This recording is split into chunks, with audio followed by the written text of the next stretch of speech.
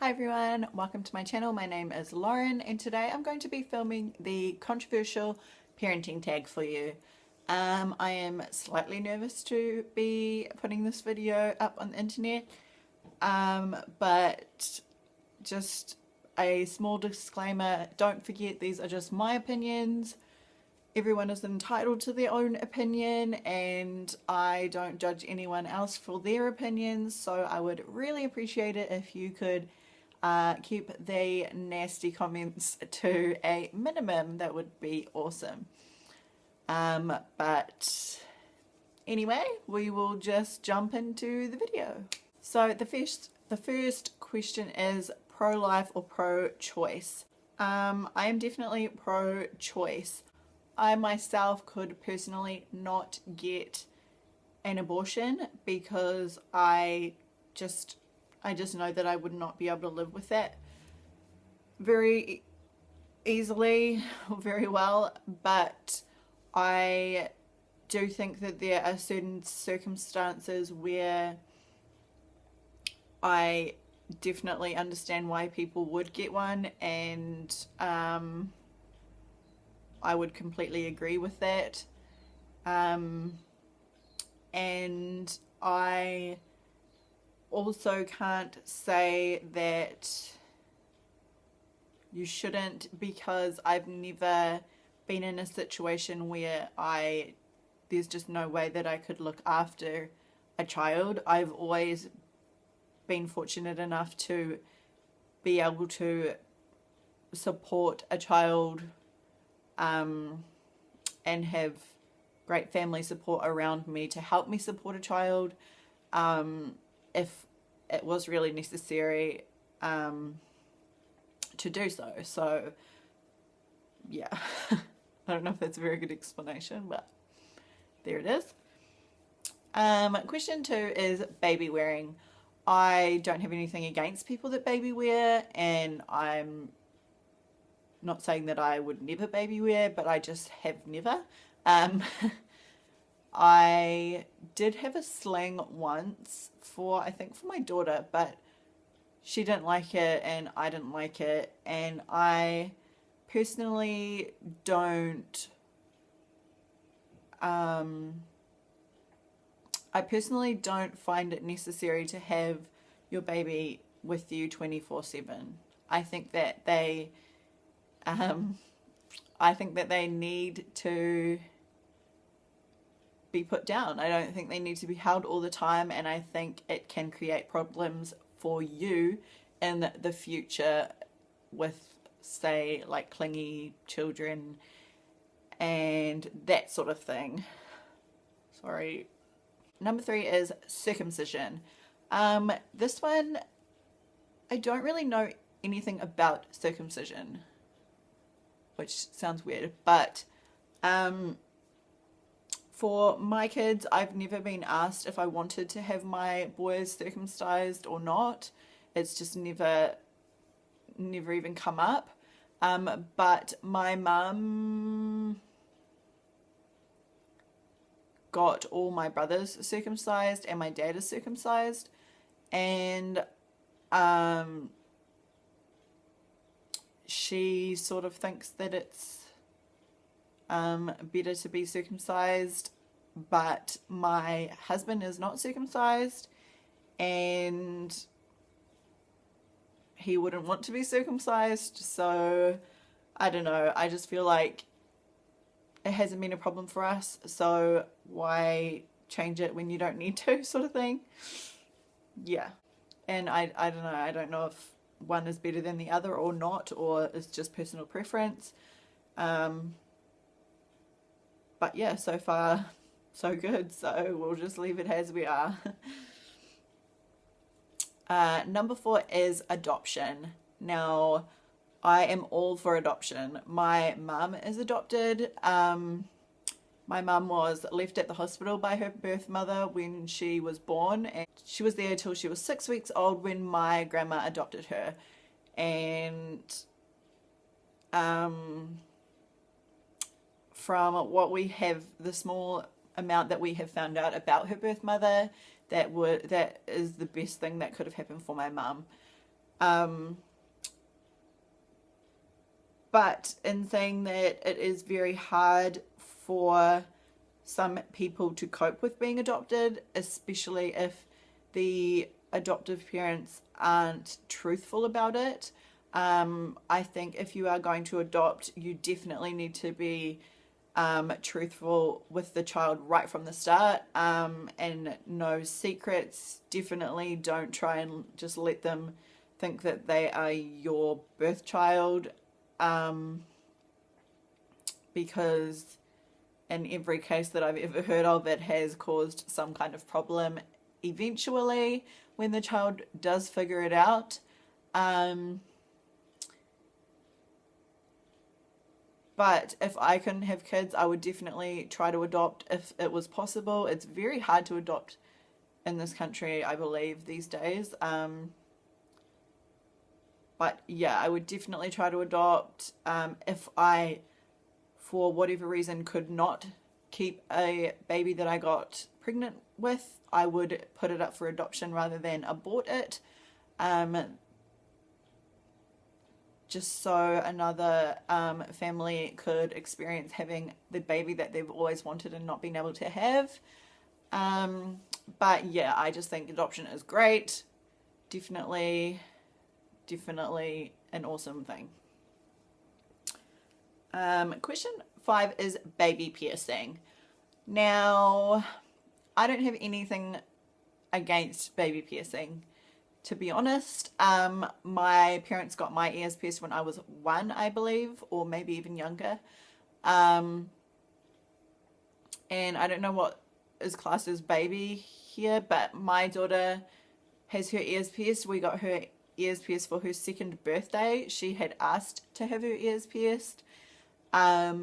I don't think we would have got them done if she had never mentioned anything about it, or definitely not if she didn't want to get them pierced.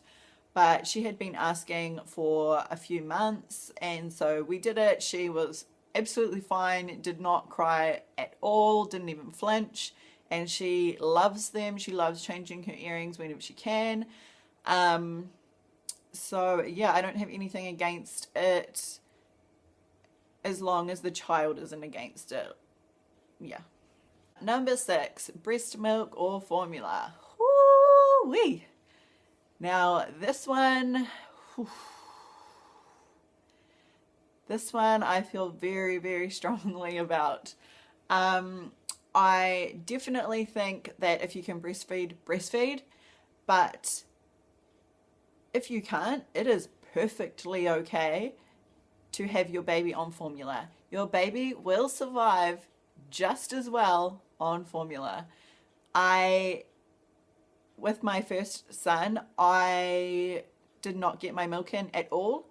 He was a pretty good weight when he was born, but he was gradually losing weight in the first 2 weeks, and he slept constantly. He did not make a peep. He was never ever awake.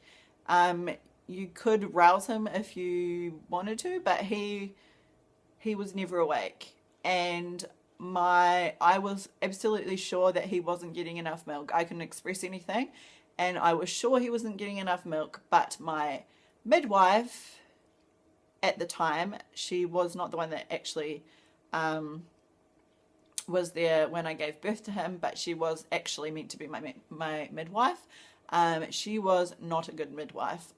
She forced me to keep going with my breastfeeding for those first 2 weeks, even though me and my mum were saying we're pretty sure there's nothing there. And he was losing weight, and she was just keep breastfeeding. And eventually my mum said, no, I'm going to get him some formula, and he drank that whole bottle straight away, and he was just a different kid from that day on, and started gaining weight again, and was just a normal baby, awake and asleep and cried and all that stuff. And I will never forget that. And I will never forget the pressure that she put on me to keep going, even though I knew it wasn't best for it wasn't what was best for him because he wasn't getting it. For my daughter, I did manage to breastfeed her for 3 months, but I still did not feel like it was natural for me. But just the pressure to breastfeed that comes from everywhere around you these days. I did keep going, even though it was very painful for me the whole entire time. And then my third son that I've just had, I once again did not get my milk in, and he once again lost a lot of weight very quickly. And it was just lucky that I am that little bit older for this one, and I know more than I did for my other pregnancies, and I am a lot stronger and believe in myself more, that I was like, nope, he's not getting what he needs. I am definitely putting him on formula right now. And he went on to formula at 1 week old, and he is doing wonderfully. I don't understand why anyone would try to push someone to carry on doing something that is not working for them. And I don't understand the pressure that people try to put on people that can't do it and make them feel bad or like they're not a good mother. That is absolute bull crap. Anyone, as long as your baby is getting fed, you are a good mother. Like, as long as your baby is getting fed, your baby will be happy. You know what I mean? Like, oh, it's crazy. It makes me so angry. I could go on about it all day, but I won't. Number 7 is spanking. So in New Zealand, we have a no smacking law. So parents are not allowed to smack their children. This is a pretty recent law, I believe. I remember when it came in. And I believe that the law is very stupid. I think that it just gets good parents in trouble that don't need to be in trouble. There is a very, very big difference between a smack and a beating. And I don't think that the people that beat their child are going to stop beating their child because you're not allowed to smack them. You were never ever allowed to abuse or beat your children. So this law is just completely stupid, in my opinion. Yes, I agree that smacking is not necessary most of the time, but I do believe sometimes your kids just need that little smack on the hand or a little tap on the leg or whatever it may be. But definitely nothing more than that. Yeah. Number 8 is co-sleeping. I don't necessarily have anything against people that co-sleep. I have friends and family that co-sleep. But I personally have not co-slept with any of my kids, and I didn't want to co-sleep with any of them. I just don't see why. Like why it's necessary, because of lots of reasons. But mainly I don't think it's good for the kid. I don't think that it's good for teaching them to be on their own. They need to learn how to sleep in their own room. And I know a lot of people are like, oh, we just co-sleep with them while they're little. But okay, that's all right. But then when they get older, they don't know that they're meant to sleep in their own bed, and they want to be with you because that's what they've been used to all their life. And so it's very hard to break that cycle of them sleeping with you, and then you're stuck with a 10-year-old kid sleeping in your bed every night. But yeah, and also I think it's dangerous. I think it's dangerous to sleep with a little baby in your bed with you. I am petrified that I would roll over, or my husband would roll over and squash it and suffocate it. That scares me to death. And I mean, there's so much things about this all over the place that you shouldn't do it. So it does surprise me the amount of people that still do it. Yeah, I don't know. I'm sorry if this offends anyone, especially people that I know that do it. But yeah, that's just my opinion. If you want to do it, then go for it. It's your kid. Number 9 is schooling, homeschooling, public schooling, private schooling, etc. I don't have an opinion on this. It's your kid. You can school them however you like.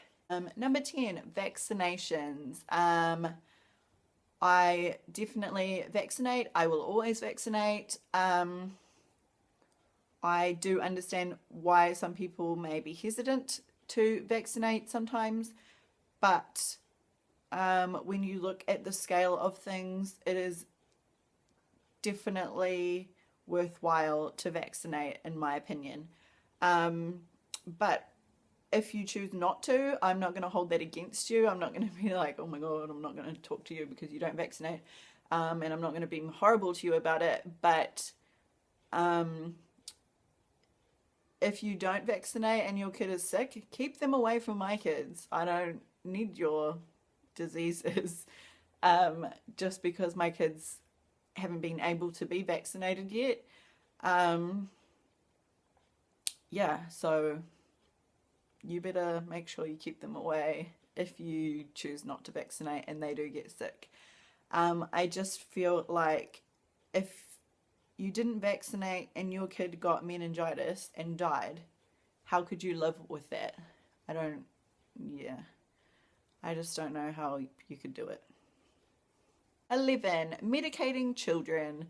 I don't know what kind of medicating this means. I guess medicating in general. I personally don't use anything on my kids, for my kids unless it is completely necessary. But if they are sick, I will use Palmol or paracetamol, but only if necessary. I don't, I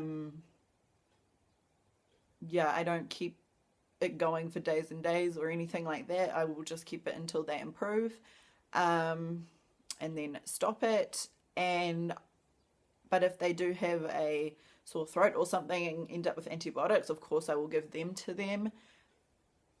But in other medicating, I think this possibly means sort of like ADD medication maybe. I am on the fence about it. I don't think most kids need it, and I think people are very, very quick to diagnose kids with ADD, where they are usually just a full-on child.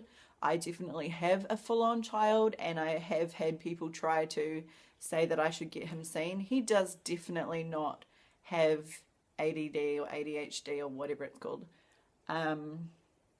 But yeah, people are very, very quick to put kids in the too hard basket and think that they should be on some kind of medication or they must have something wrong with them, in my opinion. But yeah, I don't think that medication that sort of alters their personality or alters how they are should be used. Yeah.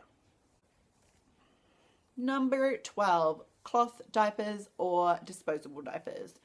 We just call them nappies. I have always used disposable nappies. That is just purely because they are easier, in my opinion. If you want to use cloth nappies, then good for you and good on you. I don't know how you do it, but that's awesome. Question 13 is the cry it out method. I don't agree with the cry it out method, I don't think. I have never sort of been like, no, we don't go in for this amount of time or anything like that. But I think until your baby can communicate with you and tell you if something is wrong, you should not use the cry it out method at all. I think there's just too many things that could be wrong with them that you don't know because they can't communicate in any other way except cry. So I definitely think that if your baby is properly crying, not just like meh, like they do, you should definitely go in and be checking on them. But when they get older, they definitely don't need to be jumped at every second they make a little peep. I definitely know that kids can like to test the boundaries and act up a lot, especially at bedtime sometimes. So that's just sort of like a play it by ear. You know what your kid sounds like when they are in pain or really upset or anything like that. So you just sort of judge that by, just judge it on how you're feeling that they are feeling. That makes completely no sense, I don't think. But yeah. Anyway, that was the last question, guys. I hope I haven't offended anyone too much. But please don't forget, these are just my opinions, and everyone is entitled to their own opinion, and I completely respect everybody else's opinions as well. At the end of the day, they're your kids. You can do whatever you want with them, however you want. As long as your kids are happy and safe, then you're doing an awesome job. So yeah, don't forget to give this a thumbs up if you have enjoyed it, and subscribe if you haven't already, and I will see you guys in my next one. Bye.